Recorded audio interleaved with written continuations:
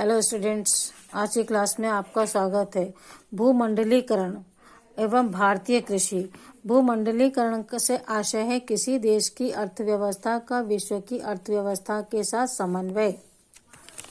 इसका मुख्य उद्देश्य है व्यापार अवरोधकों को कम करना, जिससे वस्तुओं का विभिन्न देशों में बेरोक-टोक आदान प्रदान या व्यापार हो सके। भूमंडलीकरण का अर्थ है किसी भी देश की अर्थव्यवस्था के साथ अपने देश की अर्थव्यवस्था का सामान्य या सामंजस्य बिठाना या समन्वय करना।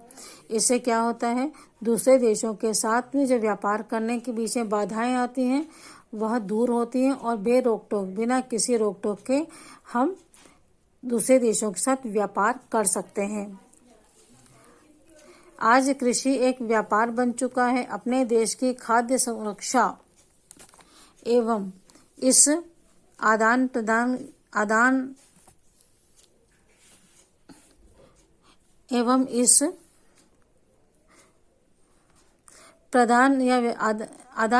या व्यापार हो सके। आज कृषि एक व्यापार बन चुका है। इस अपने देश में खाद्य सुरक्षा एवं व्यापार पर कब्जा करने के लिए विकसित देशों के द्वारा कई कदम उठाए गए हैं, जो अग्रांकित प्रकार से हैं।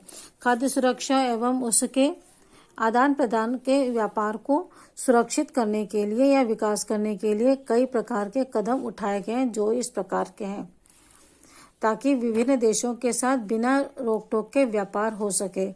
इसके लिए कुछ निश्चित कदम उठाए गए हैं, जैसे विकसित देशों की सरकारों द्वारा अपने किसानों को भारी मात्रा में अनुदान दिया जाता है। उदाहरण के लिए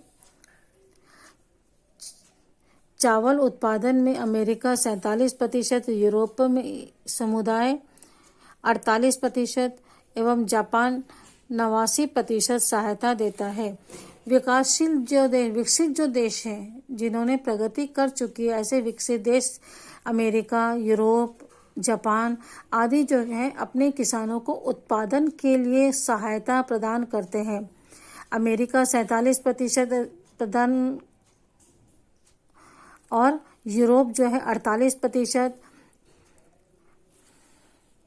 यूरोप समुदाय 48% और जापान जो है 89% सहायता अपने किसानों की उत्पादन के लिए करता है। कौन से उत्पादन के लिए? चावल उत्पादन के लिए वे उनकी सहायता करते हैं। इसी प्रकार गेहूं जो है उत्पादन में अमेरिका 47%, यूरोपीय समुदाय 32% और जापान 99% अपने किसानों को सहायता देता है, ताकि वे उत्पादन कार्य करें और देश की अर्थव्यवस्था में मदद करें।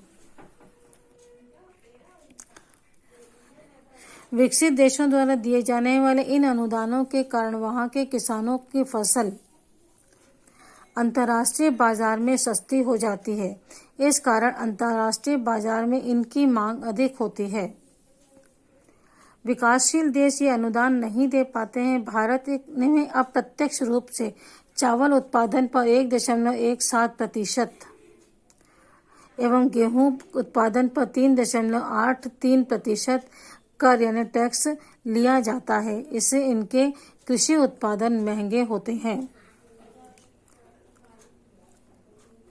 अतः अंतर्राष्ट्रीय बाजार में विकासशील देशों में कृषि उत्पादन में पिछड़ जाता है। विकासशील देश विकसित देशों के द्वारा कृषि क्षेत्र में दिए जाने वाले अनुदान को हमेशा विरोध करते रहे हैं, किंतु विकसित देशों ने अनुदान बंद नहीं किया है।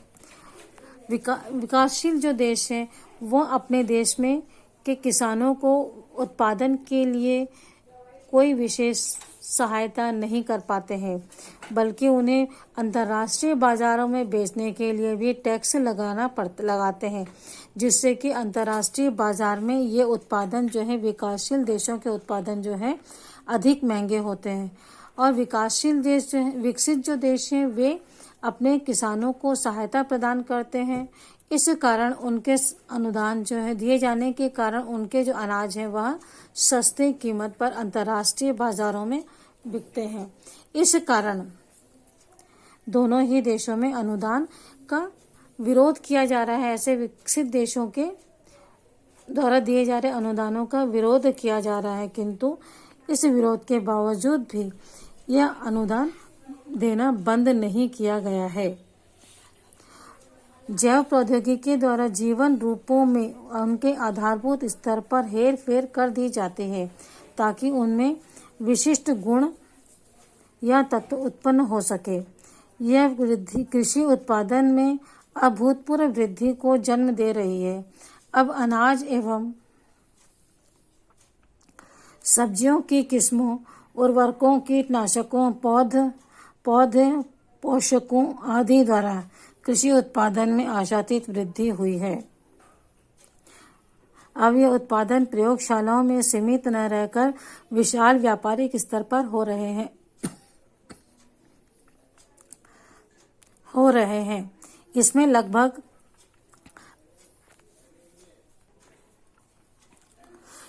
लगभग $5 बिलियन राशि का निवेश हो गया है।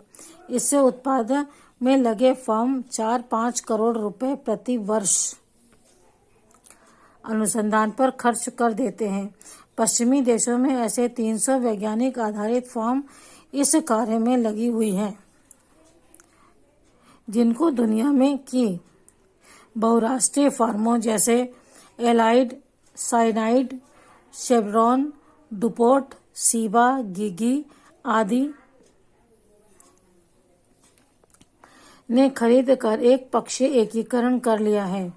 परिणाम यह हुआ है कि एक ही कंपनी यदि बीज बेचती है तो इसमें उसके लिए विशिष्ट उर्वरक एवं कीटनाशक भी बेचती है, जिसके अभाव में बीज कामयाब नहीं होता है। अर्थात किसान को बीज खरीदते समय हमेशा उसी कंपनी की से उर्वरक और कीटनाशक खरीदना पड़ता है। इस प्रकार एक देश किसान उस विदेशी कंपनी पर आश्रित हो जाता है। इससे विकासशील देशों की उत्पादन लागत बढ़ जाती है। जैव प्रौद्योगिकी से जीवन के रूपों एवं उनके आधारभूत स्तर में हेरफेर कर दी जाती है ताकि उनमें विशिष्ट गुण एवं तत्व उपलब्ध हों। आपने हाइब्रिड का नाम सुना है। हाइब्रिड वाले फल आ जाते हैं, अनाज भी आ रहे हैं, जिससे कि उसमें अनाज के उत्पादन में वृद्धि हो जाती है।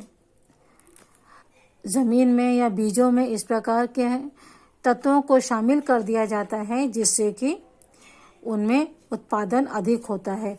और यह कृषि जो उत्पादन है वह बीज की किस्मों, सब्जियों की किस्मों, उर्वरक और कीटनाशकों, पौध पोषकों आदि के द्वारा कृषि उत्पादन पर आशातीत सफलता प्राप्त हुई है, जिसमें उन्नत किस्म के बीज, खाद, उर्वरक, कीटनाशक इनके उपयोग से अवश्य ही आशातीत सफलता प्राप्त हुई है। हमें उम्मीद के अनुसार इसमें उत्पादन में वृद्धि को देखने को मिलता है, किंतु उनके पोषक तत्वों में कमी आई है। अब इन